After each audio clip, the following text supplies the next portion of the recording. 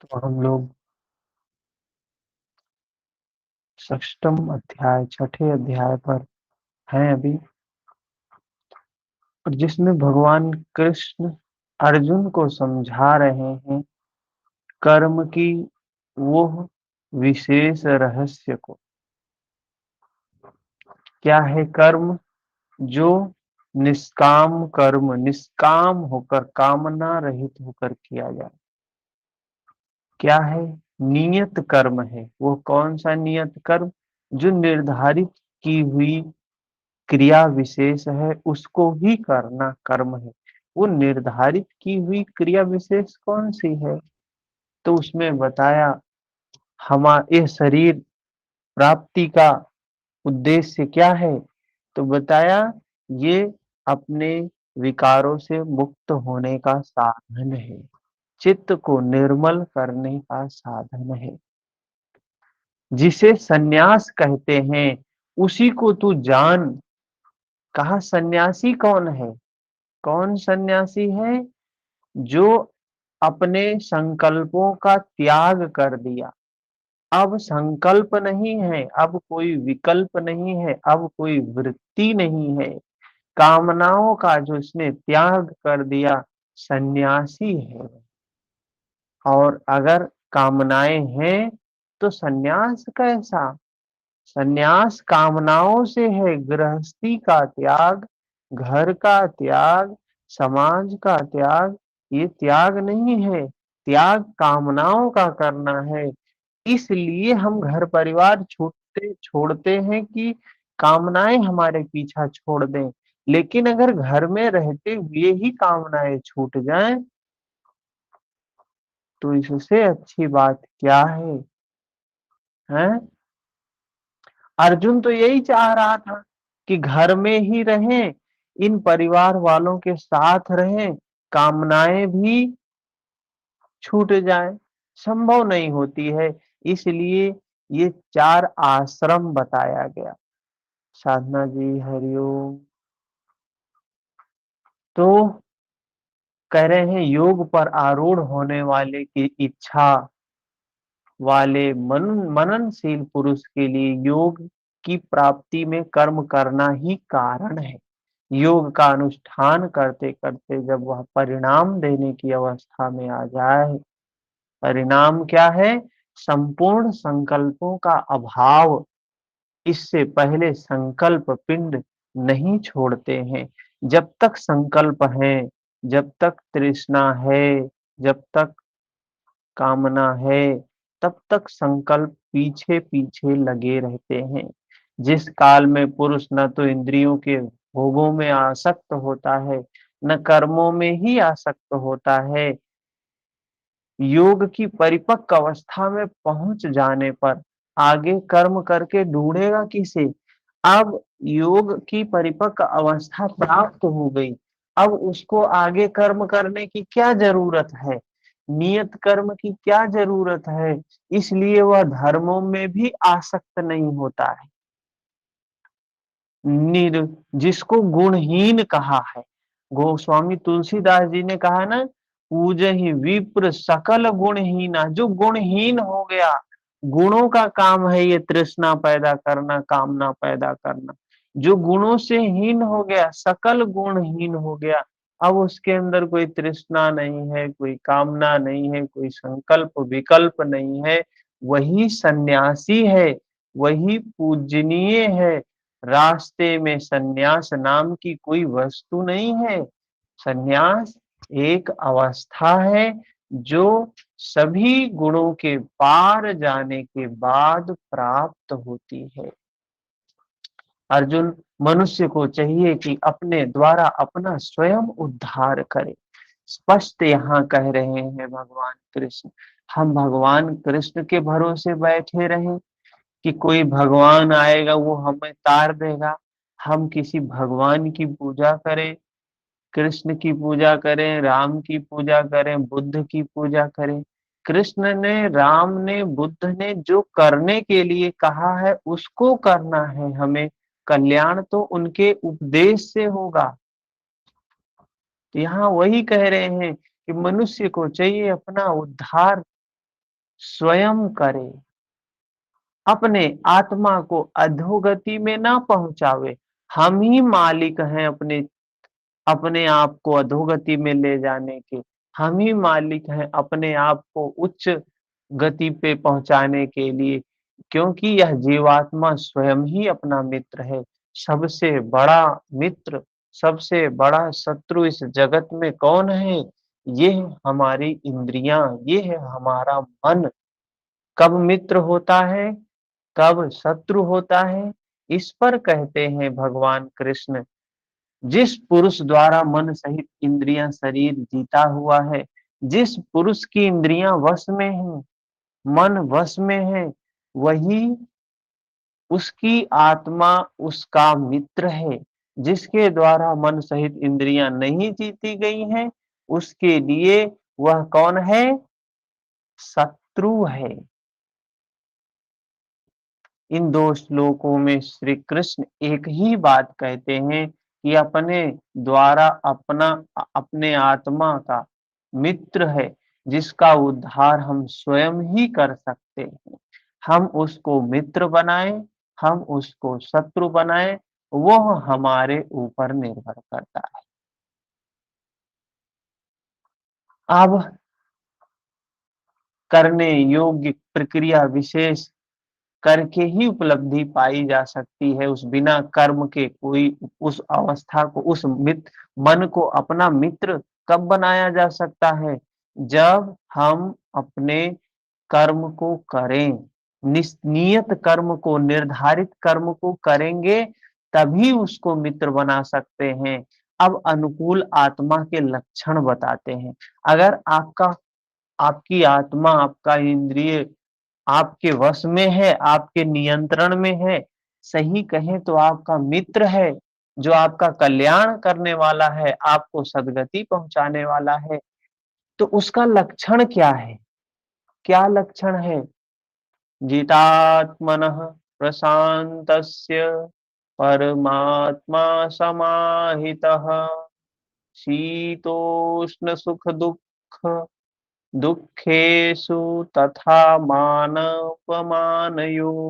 सर्दी गर्मी, सुख दुख, मान अपमान में जिसके अंतःकरण की वृत्तियां भली प्रकार शांत हों। तो शांत तो हम भी दिखाई देते हैं, बाहर से बहुत शांत दिखाई देते हैं,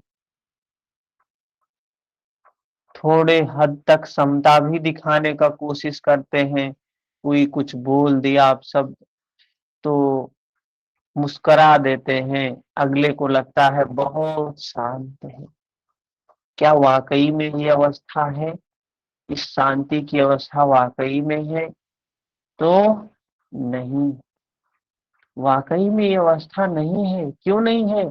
क्योंकि चित्त में विकार है, चित्त में विकार है। और जब तक हमारे चित्त में विकार हैं, तब तक हमें बाहर विकार दिखाई देंगे।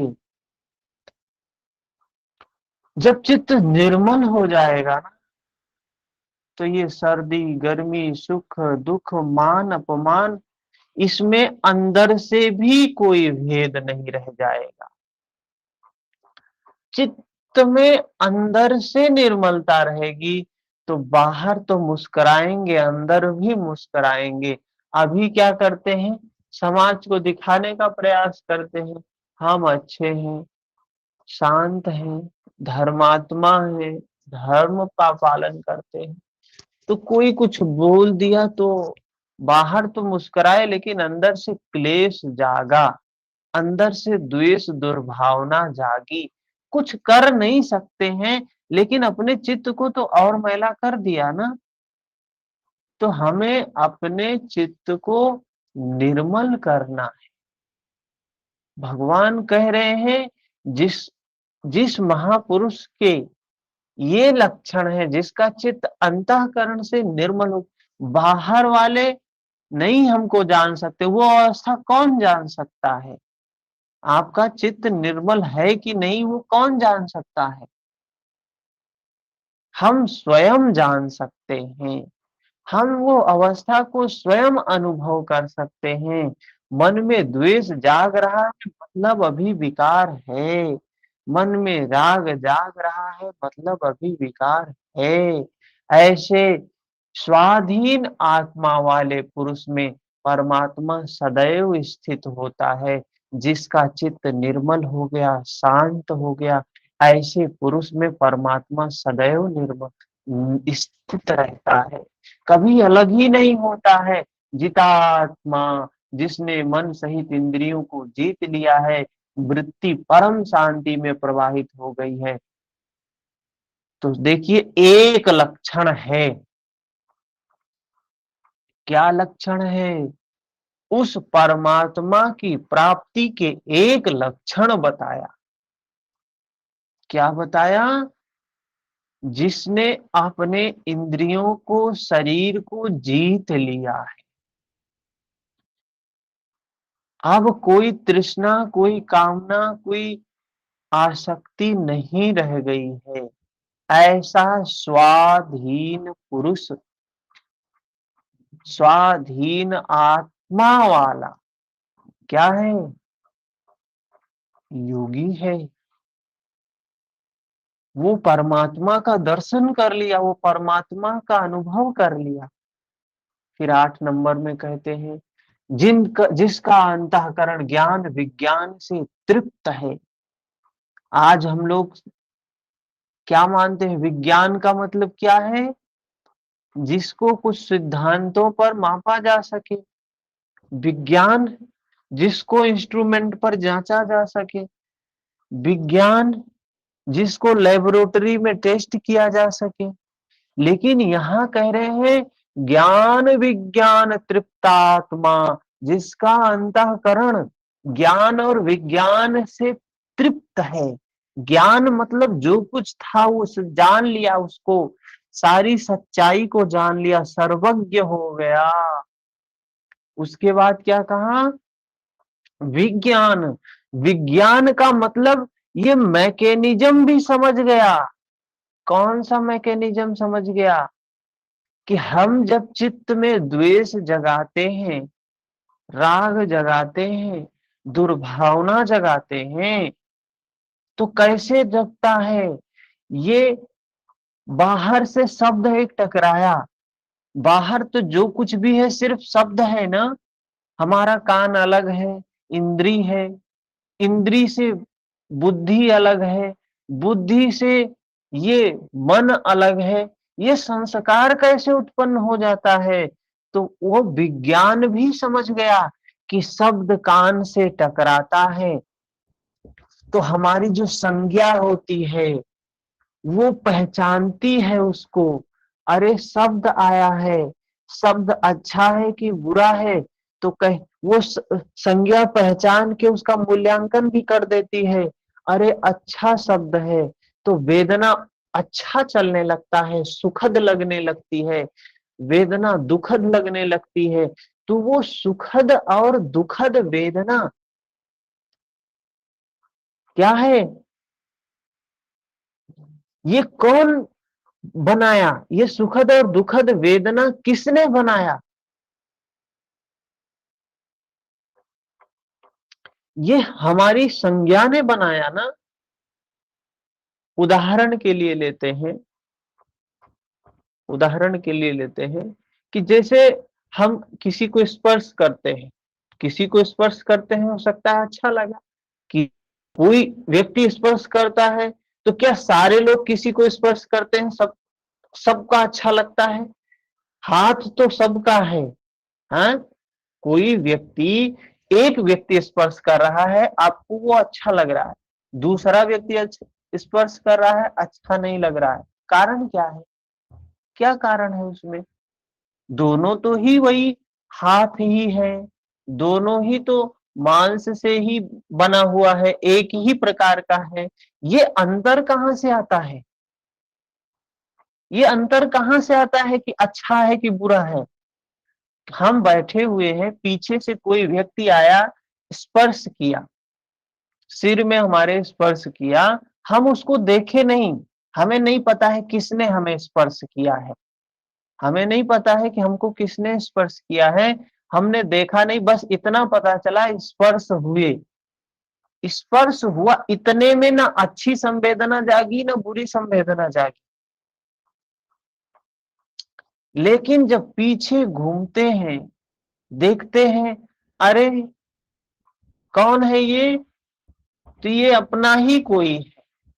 किसने स्पर्श किया है? बच्चा है, भाई है, बहन है, या पति पत्नी है। तो उस प्रकार की एक सुखद संवेदना चलती, मुस्कुराते हैं, सुखद संवेदना। जब तक जाने नहीं तब तक नहीं मुस्कुराए। तो ये जानना कौन करता है? संज्ञा जानती है। ऐसे हमारी इंद्रियों से शब्द टकराते हैं। शब्द टकराने से कुछ नहीं होता है, जब हमारी संज्ञा उसको मूल्यांकन करके कहती है अरे ये अच्छा नहीं है। जब हम पीछे देखते हैं, अरे ये कोई अनजान व्यक्ति, हम इसको जानते नहीं, इसने हमको स्पर्श कैसे कर दिया, तो मन में द्वेष जागता है, क्रोध जागता है। तो ये दुखद संवेदना चलने लगती है। अरे हमको स्पर्श कैसे कर दिया इसने, दुखद संवेदना चलने लगी। हमने देखा नहीं था, उसने स्पर्श कर चुका है, लेकिन दुखद संवेदना नहीं चली।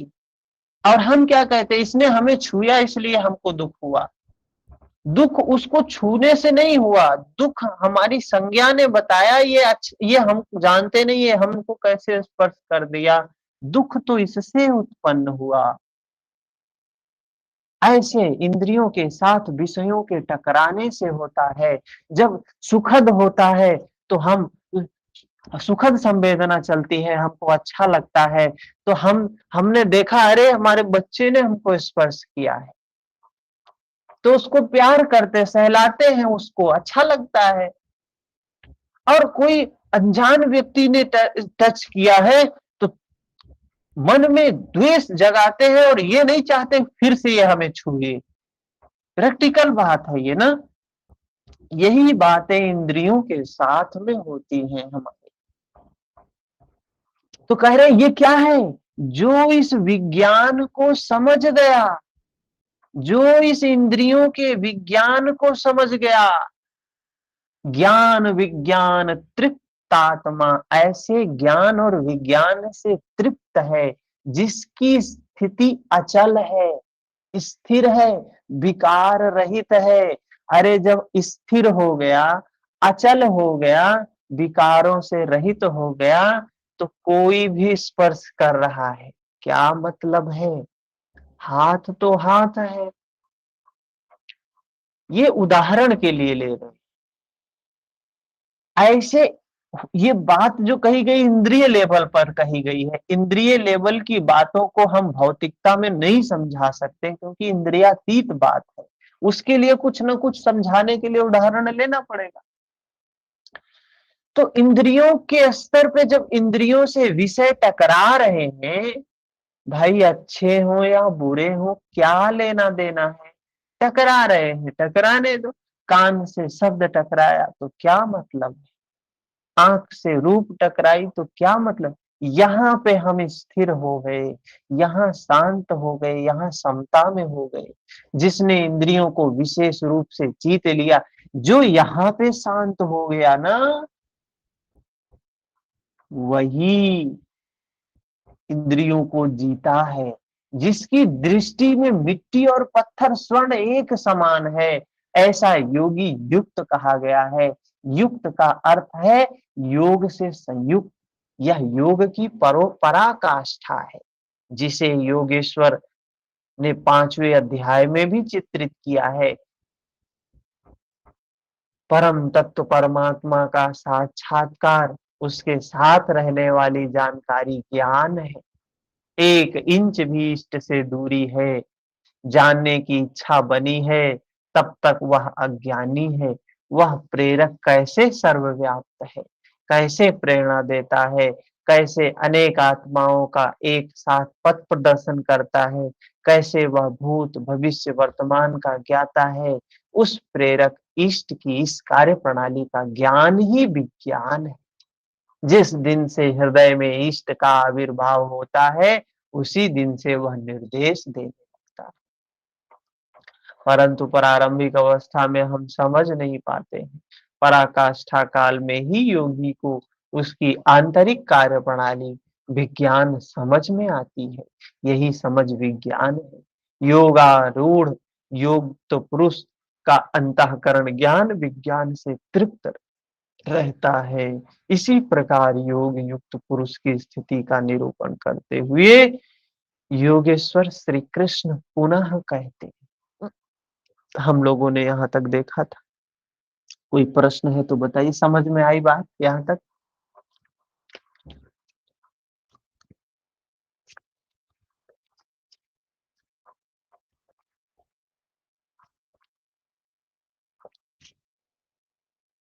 कुछ प्रश्न है?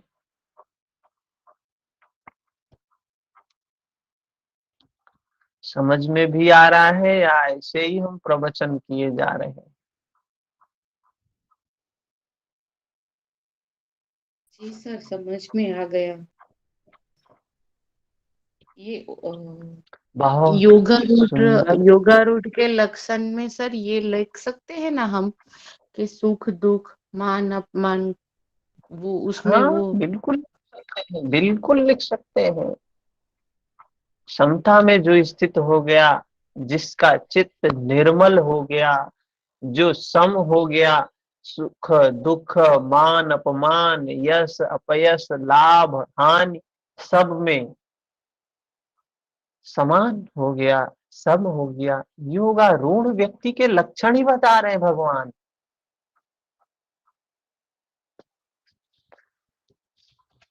बहुत जी महत्वपूर्ण बातें इस अध्याय में आने वाली, बहुत महत्वपूर्ण बातें। हम लोगों की तमाम भ्रांतियों का खंडन होने वाला है इस अध्याय में।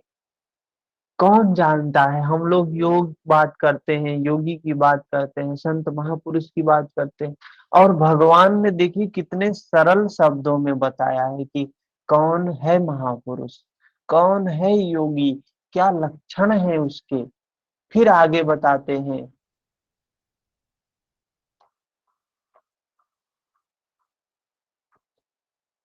क्या कह रहे हैं?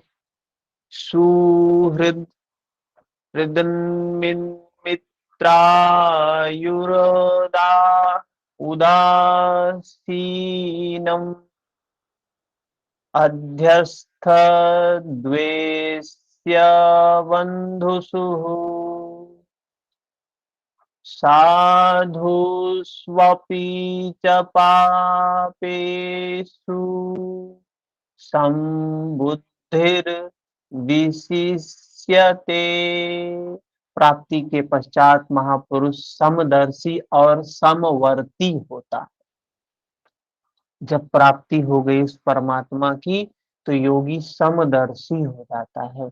जैसे पिछले अध्याय में 5वें में 18 नंबर श्लोक में उन्होंने बताया कि जो पूर्णतया ज्ञाता या पंडित है, वह विद्या विनय संपन्न ब्राह्मण में। कहा जो पंडित, पीछे बताया ना समदर्शी। समदर्शी मतलब जो कहा जो ब्राह्मण है, जो अपने आप को ब्राह्मण कह रहा है, उसको भेदभाव नहीं दिखाई देता है। अगर जिसे भेदभाव दिखाई दे रहा है, ब्राह्मण नहीं है वो। ब्राह्मण क्या है? चांडाल में, गाय कुत्ता हाथी में समान दृष्टि वाला होता है।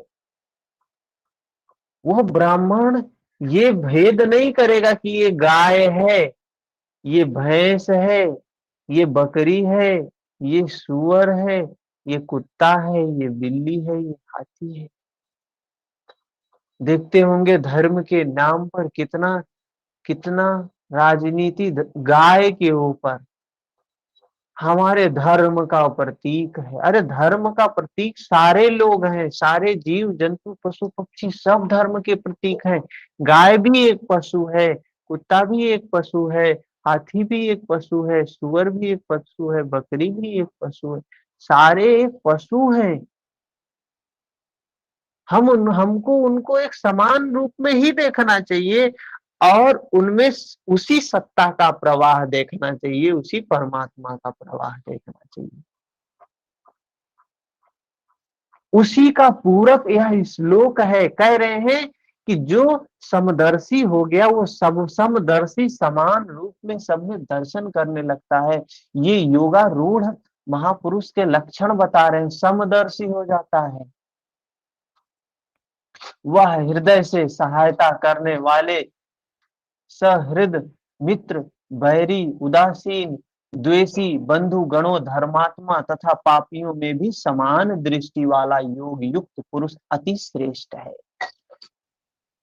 जो योगी है, जिसको प्राप्ति हो गई है, उसका कोई मित्र नहीं होता है, उसका कोई शत्रु नहीं होता है, उसका कोई मित्र नहीं है जगत में, उसका कोई शत्रु भी नहीं है जगत में। किसी से द्वेष नहीं करता है, किसी से मैत्री द्वेष राग नहीं करता है, द्वेष भी नहीं है, राग भी नहीं है, उदासीन की अवस्था में जीवन को जीता है। वह उनके कार्यों पर दृष्टि नहीं डालता, बल्कि उनके भीतर आत्मा के संचार पर ही उसकी दृष्टि पड़ती है। वो अगर किसी को देखता है तो वो शरीर से नहीं देखता है, ये पुरुष है, ये स्त्री है, ये इस जाति का है तो ये इस जाति का है, ये इस नाम का है तो ये इस नाम का है। वो किसको देखता है? वो महापुरुष सिर्फ और सिर्फ उसके चित्त को देखता है। जो महापुरुष होते हैं वो हमारे चित्त को देखते हैं। इसके चित्त की क्या अवस्था है, उनके कार्य पर वो दृष्टि नहीं डालते हैं। इन सब में वह केवल इतना ही अंतर देखता है कि किसी का चित्र ज्यादा निर्मल है, किसी का चित्र थोड़ा कम निर्मल है। निर्मलता वो सिर्फ चित्त की देखता है, वह क्षमता सब में है। सभी अपने चित्त को निर्मल कर सकते हैं। यहाँ योग युक्त के पुनः दोहराए गए लक्षण पुनः बताए गए। कोई योग युक्त कैसे बनता है, कैसे योग युक्त बनता है, कैसे यज्ञ करता है, कैसे यज्ञ स्थली कैसी हो, आसन कैसा हो, उस समय बैठा कैसे जाए, कर्ता के द्वारा पालन किए जाने वाले नियम बताते हैं, आहार विहार बताते हैं, सोने जागने का संयम बताते हैं, कर्म पर कैसी चेष्टा हो, इत्यादि बिंदुओं पर योगेश्वर श्री कृष्ण ने अगले 5 श्लोकों में प्रकाश डाला है, जिससे आप भी उस यज्ञ को संपन्न कर सकें। क्या है आगे देखिए, कितनी महत्वपूर्ण बात है। बताने वाले हैं योग कैसे किया जाए, यज्ञ कैसे किया जाए, कर्म कैसे किया जाए, उस अवस्था को कैसे प्राप्त किया जाए, क्या विधि है।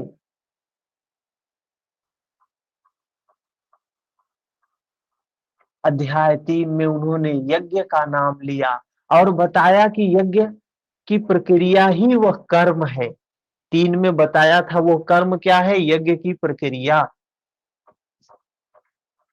वो प्रक्रिया क्या है, तो नियत कर्म है, निर्धारित क्रिया है।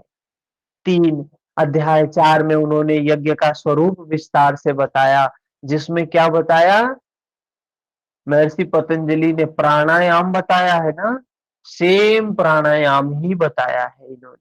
प्राण में अपान का हवन, अपान में प्राण का हवन, प्राणापान की गति रोक कर मन का निरोध इत्यादि।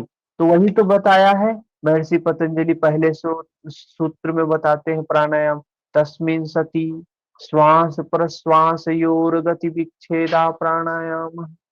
ये श्वास प्रश्वास जो ये कह रहे हैं, श्वास अपान में प्राण का, प्राण में अपान का हवन, तो श्वास और प्रश्वास जो आ रही है जा रही है, हवन मतलब सजग है, अवेयरनेस है।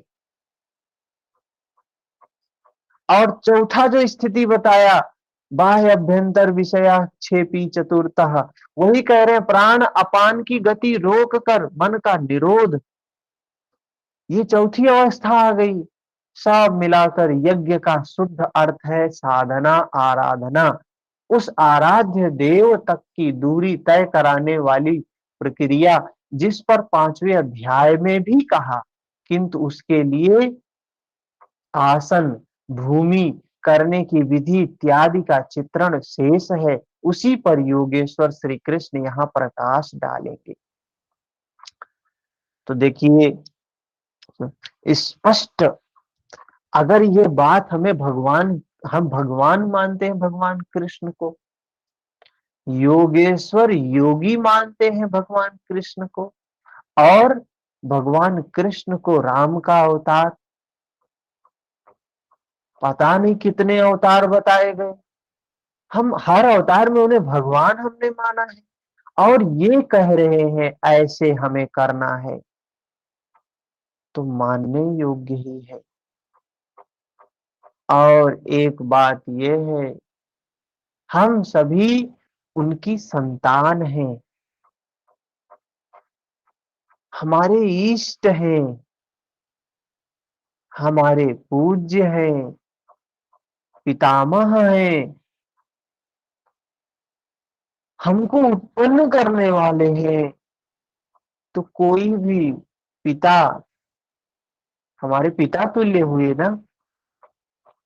कोई पिता, कोई माँ अपने बच्चों के लिए कठिन मार्ग नहीं बताती है, कठिन मार्ग नहीं बताता है, ऐसा मार्ग बताता है कि सारे बच्चे चल सके। कोई पिता, कोई माँ अगर ये मार्ग बता रही है जिसमें से उसके कोई कोई बच्चे ही चल सके, तो अच्छा मार्ग होगा क्या? बिल्कुल अच्छा मार्ग नहीं होगा। अच्छा मार्ग तो वही बताता है, वही पिता अच्छा है, वही माँ अच्छी है, जो अपने बच्चों के लिए अच्छा मार्ग और सरल मार्ग बताए, जिसपे वो आसानी से चल सके। भगवान कृष्ण हम सबके लिए मानव मात्र के कल्याण के लिए मार्ग बताया, कैसे मुक्ति मिलेगी, तो कठिन मार्ग बताएंगे? कदापि नहीं, कदापि कठिन मार्ग नहीं बताएंगे, सरल मार्ग बताएंगे, जिससे हमारे संपूर्ण मानव जाति उस पे चल सके।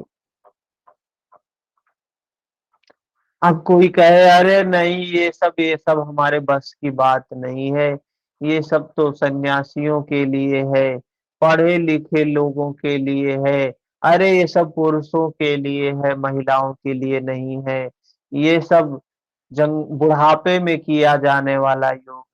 अरे बुढ़ापे में क्या समझ में आएगा?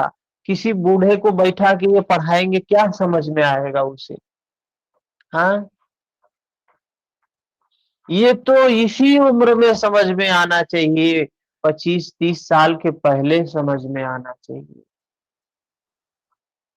जब 25-30 साल की उम्र में हमें समझ में आ जाएगा, तो हम इसी मार्ग पे चलना शुरू कर देंगे।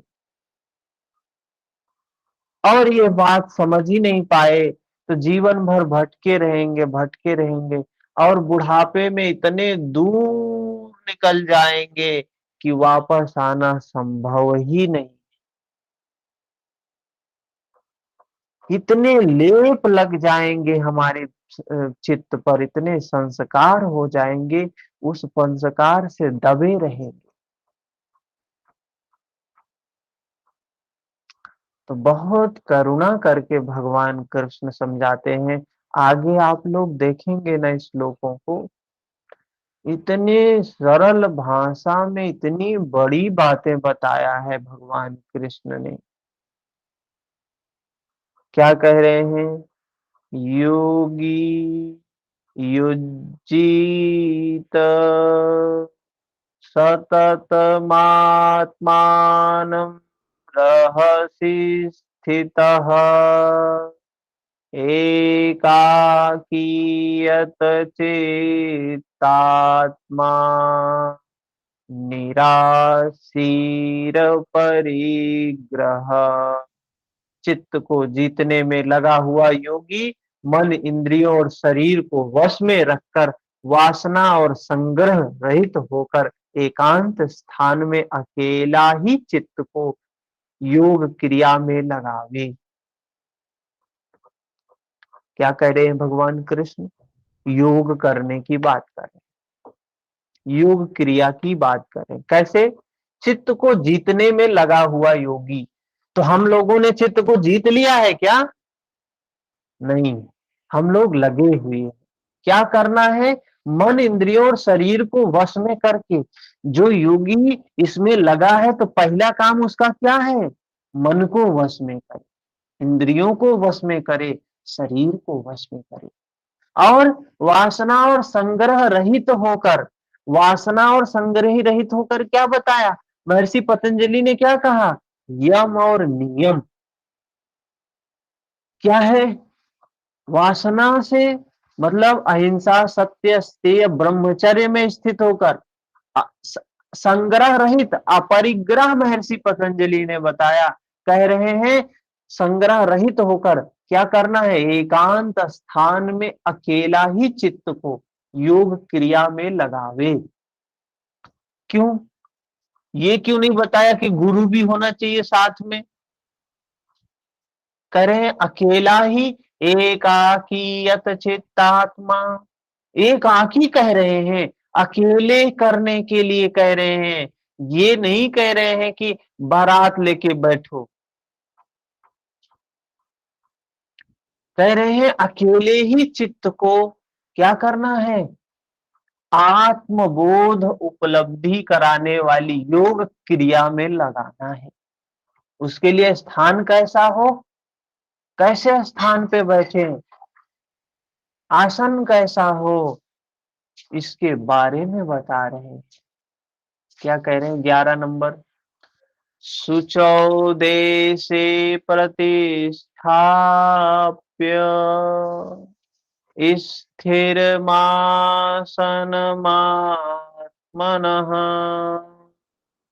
नात्युच्छित्रं नातिनीचम् शैलाजिनकुशोत्तरम्।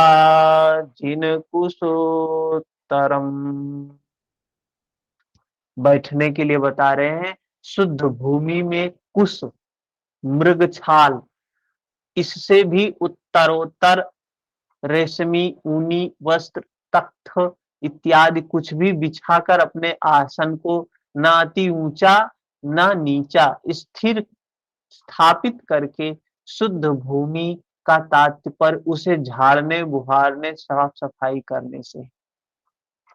अच्छा, एक बात सोचिए कि भगवान कृष्ण अर्जुन को एक युद्ध भूमि में खड़ा करके ध्यान की बात सिखा रहे हैं। अर्जुन को कह रहे ध्यान की बात बता रहे हैं एक युद्ध भूमि में। चिंतनीय विषय है ना। सामने दुश्मन की सेना अस्त्र शस्त्र से तैयार खड़ी है और भगवान वहां ध्यान सिखा रहे हैं, कैसे स्थान पे बैठना है, आसन बताया। ये प्रश्न आता है, कई बार प्रश्न आ भी चुका है यूजीसी में भी, क्या बताया गया है। तो सबसे पहले कुश, फिर मृगछाल, फिर उसके ऊपर कुछ मुलायम रेशमी ऊनी वस्त्र, ये सब बिछा सकते हैं। और आसन ना अति ऊंचा होना चाहिए ना नीचा ही होना चाहिए, मतलब बिल्कुल जमीन पे भी बैठ के नहीं करना चाहिए। और एकदम स्टूल पे भी बैठ के, बड़ा सा मेज है जिसपे हम पढ़ते हैं उस पे बैठ के कर रहे हैं, ये भी अच्छी बात नहीं है। वो जो होना चाहिए ज्यादा ऊंचा नहीं होना चाहिए, ज्यादा से ज्यादा 4 अंगुल 8 अंगुल, 1 फीट से ऊंचा ज्यादा नहीं होना चाहिए, 1 फीट से ज्यादा ऊंचाई नहीं होनी चाहिए। शुद्ध भूमि हो, साफ सफाई हो, जमीन पर कुछ बिछा लेना चाहिए, चाहे मृग छाल हो, चटाई हो, कोई वस्त्र हो, तल्ख जो भी उपलब्ध हो, आसन हिलने डुलने वाला नहीं होना चाहिए, न जमीन से ऊंचा हो न नीचा हो। ऐसे स्थान पे क्या करना चाहिए, हमें ध्यान करना चाहिए। ठीक है ना। आगे चलते हैं 12 नंबर श्लोक। क्यों नहीं करना चाहिए, यह आसन ऊंचा क्यों नहीं बैठ लेना चाहिए, नीचा क्यों नहीं लेना चाहिए। तो ये महापुरुष भगवान जो ये लिख रहे हैं, जो समझा रहे हैं गीता, बता रहे हैं कि उनके बारे में बताया जा रहा है कि एक बार किसी किसी क्या कहते हैं, किसी साधक ने, किसी भक्त ने उनको एक संगमरमर का वो दान दिया कि महाराज जी इसी पर बैठ के ध्यान करें। तो एक दिन बैठ के ध्यान किए महाराज जी, दूसरे दिन बोले इसको ले जाके उस जंगल में रखाओ। कौन से जंगल में, जहां वो कभी जाते भी नहीं। हमें कोई दान देगा तो हम कहेंगे इधर बाहर रख दो, कभी बाहर निकलेंगे तो बैठेंगे। उन्होंने कहा इसको जंगल में रखाओ, और उधर कोई भी नहीं जाता है, ये भी स्वयं भी नहीं जाते थे। क्यों? कहे इससे, इस पर बैठने से सबसे पहले अहंकार आएगा। हम अहंकार के लिए ध्यान करने जा रहे हैं, अहंकार को छोड़ने के लिए, हमको मिटाने के लिए। और उसको ऊंचे पे बैठने पे, ऊंचे पे बैठने पे हम पहले चढ़ जाएगा सिर पे, और नीचे बैठेंगे तो हीन भावना आती है। तो इसलिए न ऊंचा होना चाहिए न नीचा होना चाहिए। जो हमारा आसन हो ऐसा हो जिसपे हम समता में स्थित हो सके। फिर इसके बाद 12 नंबर श्लोक में बताते हैं, तत्रैकाग्रं मनः कृत्वा यच्चित्तेन्द्रिये क्रियः उपविश्यासने युज्याय द्योतमात्मविशुद्धये। उस आसन पर बैठकर ही ध्यान करने का विधान। ध्यान कभी खड़ा होके नहीं करना है, ध्यान का अभ्यास जब कर रहे हैं तो बैठकर ही करना है। मन को एकाग्र करके, चित्त इंद्रियों की क्रियाओं को वश में रखते हुए अंतःकरण की शुद्धि के लिए योगाभ्यास करें। तो बैठना कैसे है, बैठ के ही ध्यान करना है। हम सोचें अरे हम तो चलते, हम तो ऊंचे वाले योगी, ये क्या है, ये हमारा, ये अहंकार है। हम कहते हैं अरे ये क्या कर रहे हैं, ध्यान कर रहे हैं। बहुत से लोगों को हम देखते हैं तो बोलते हैं क्या कर रहे हैं, ये ध्यान बैठ के थोड़ी होता है, ध्यान तो हमेशा होता है। ध्यान हमेशा होने लगता है, एक अवस्था आती है, पहले करना पड़ता है, पहले बैठना पड़ता है। अभ्यास करते करते 1 घंटे बैठेंगे 1 मिनट ध्यान लगेगा, 1 घंटे बैठेंगे आधा घंटा ध्यान लगेगा, फिर 1 घंटे बैठेंगे 1 घंटा ध्यान लगेगा। एक समय आएगा 24 घंटे ध्यान लगने लगेगा, उठते बैठते चलते फिरते खाते सोते कुछ भी करते हुए हमेशा सजगता बनी रहेगी। लेकिन शुरू में हमें ध्यान बैठ के ही करना पड़ेगा। उपविश्यासने, भगवान कह रहे हैं, महर्षि पतंजलि कह रहे हैं, और भी तमाम संत कह रहे हैं, तो गलत नहीं कह रहे हैं। कैसे बैठना है ये भी बता रहे हैं। कैसे बैठना है, समम काय श्रेयो धारयन् चंचलम स्थिरः संप्रेक्ष्य नासिकाग्रं स्वं दिशश्च नवलोकयन्।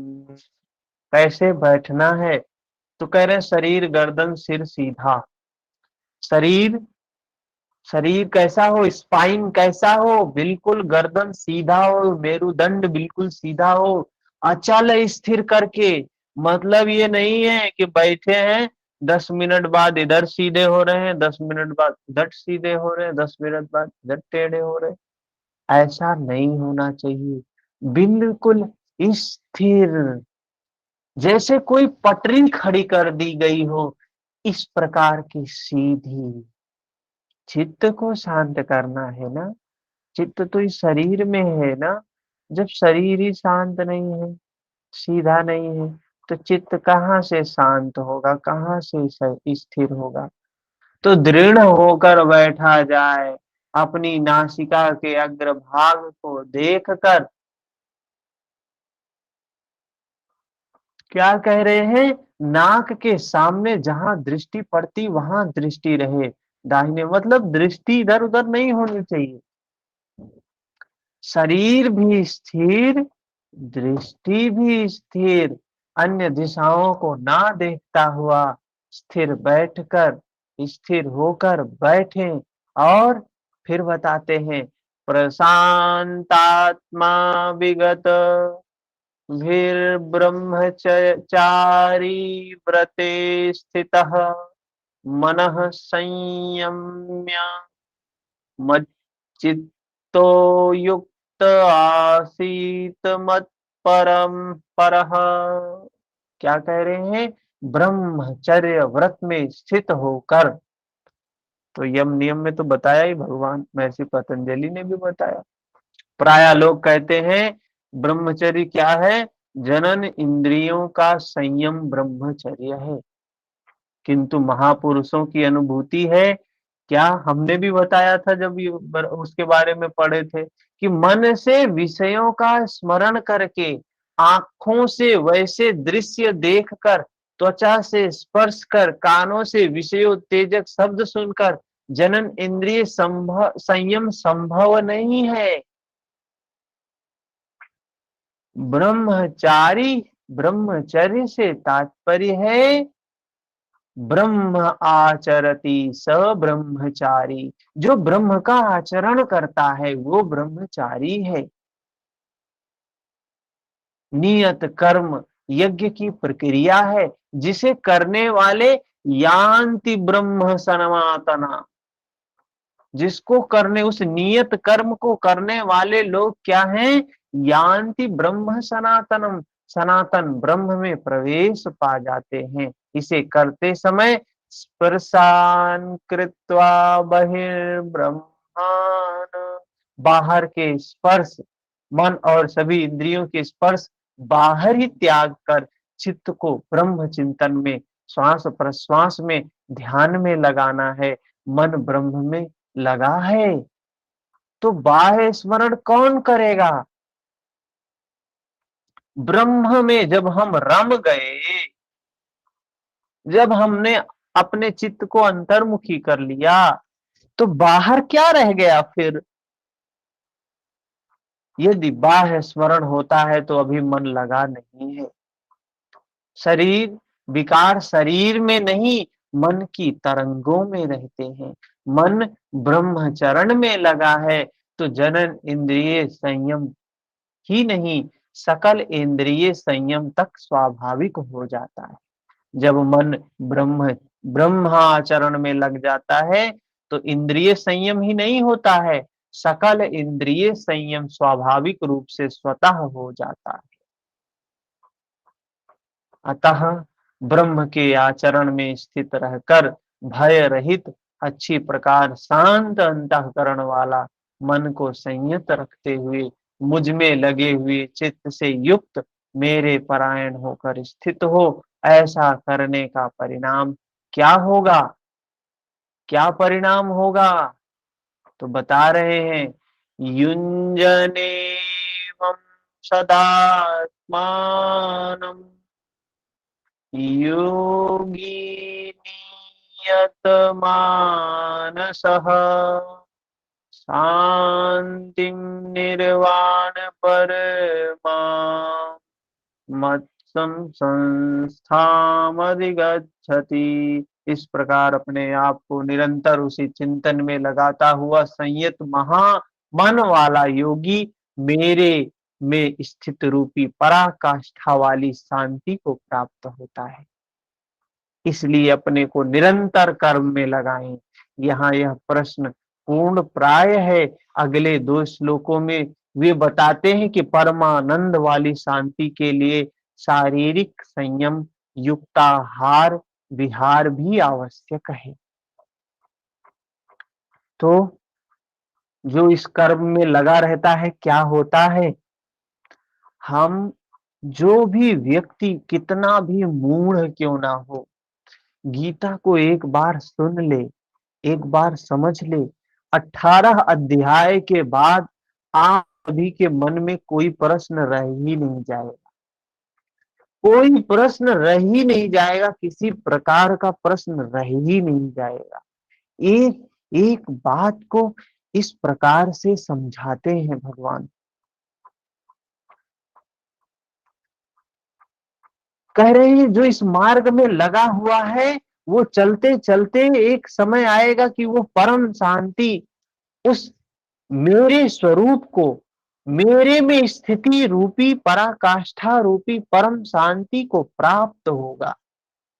इसलिए अपने आप को निरंतर इस मार्ग में, योग में लगाएं। आगे क्या बता रहे हैं, योग किसका सिद्ध होता है, किसका नहीं, ये अवस्था कौन सिद्ध कर सकता है। तो बता रहे हैं, नात्यस्तस्तु योगोऽस्ति न चैकान्तमनस्रतः न चाति स्वप्नशीलस्य जाग्रतो नैव चार्जुन। अर्जुन, यह योग ना तो बहुत खाने वाले का सिद्ध होता है, न बिल्कुल ना खाने वाले का सिद्ध होता है, न अत्यंत सोने वाले का और न अत्यंत जागने वाले का सिद्ध होता है। किसका सिद्ध होता है? भगवान बुद्ध ने क्या किया था? अपने 5 साथियों के साथ में आहार छोड़ दिए थे, घोर तप कर रहे थे, एकदम कठिन तप कर रहे थे, खाना पीना छोड़ के एकदम तप रहे थे। एक स्त्री आती है। स्त्री क्या आती है? वो ईश्वर ही मार्गदर्शन करता है, वो ईश्वर ही हमें मार्ग बताता है। तप कर रहे थे तो भगवान के पास एक स्त्री, एक देवी आती है खीर लेकर। क्या करने के लिए? ये खीर खाइए आप। तो उन्हें समझ में आता है, अरे बेवजह हम इसको, शरीर को तप दे, कष्ट दे रहे हैं। क्या है? उन्हें ध्यान में आता है कि जो ये गिटार की, ये जो वाद्य यंत्र होता है ना, उसमें देखो तार होते हैं ना, उस तार को अगर खूब टाइट कर दिया जाए, खूब टाइट कर दिया जाए, फिर भी ध्वनि उत्पन्न नहीं होगी।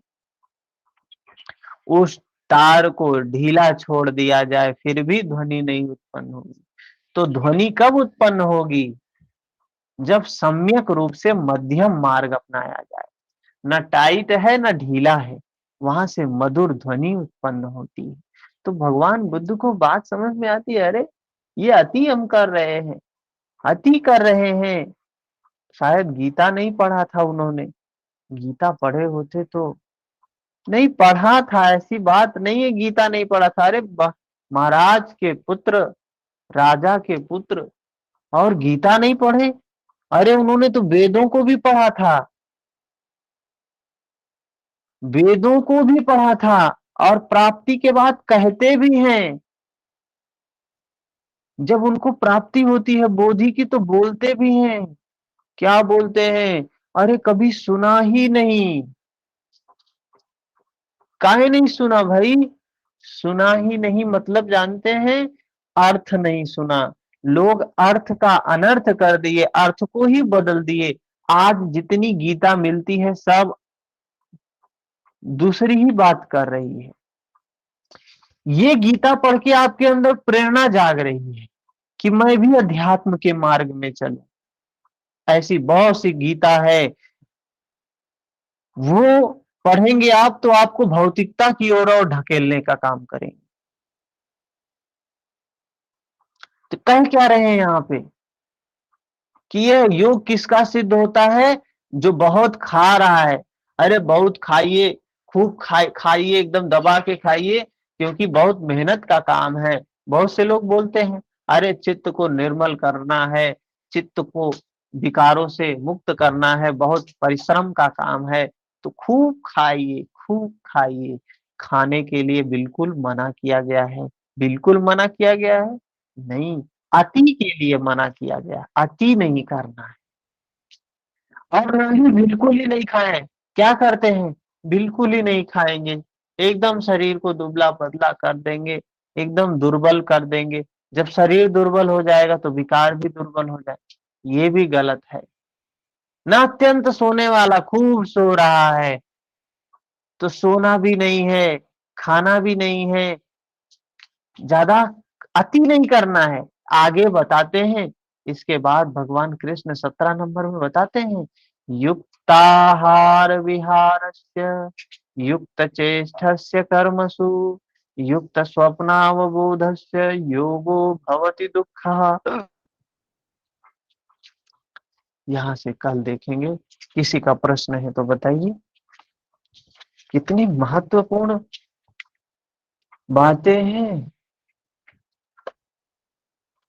सर, कितने सरल शब्दों में समझाया है। हाँ, जो 15 नंबर का श्लोक है वो हम संयम के लिए ले सकते हैं, जैसे पातंजल योग दर्शन में है संयम, उसी तरह इसमें संयम के लिए ले सकते हैं 15 नंबर का श्लोक। संयम क्या बताया पतंजलि, महर्षि पतंजलि ने धारणा ध्यान समाधि को संयम बताया है। तो यहाँ क्या कह रहे हैं कि अपने आप को निरंतर उसी चित्त में लगाता हुआ परम शांति को प्राप्त होता है। तो ये कह रहे हैं कि उस मार्ग में लगाना है हमें। मार्ग क्या है? वही यम नियम आसन सबको धारण करना। यम नियम भी होना चाहिए, आसन स्थिरता भी होनी चाहिए, प्राण पर सजगता। फिर धीरे धीरे वो संयम की अवस्था आती, वो आगे बात करेंगे उस बारे में, भगवान कृष्ण भी बताएंगे, आगे बताएंगे, जिसके उपरांत विभूतियां प्रकट होती हैं। वो 11-12 नंबर अध्याय में है। ठीक है, ठीक। किसी का प्रश्न?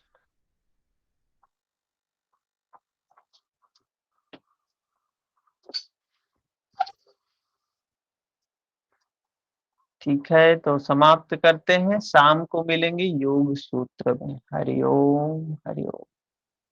हरिओम। हरिओम सर। हरिओम।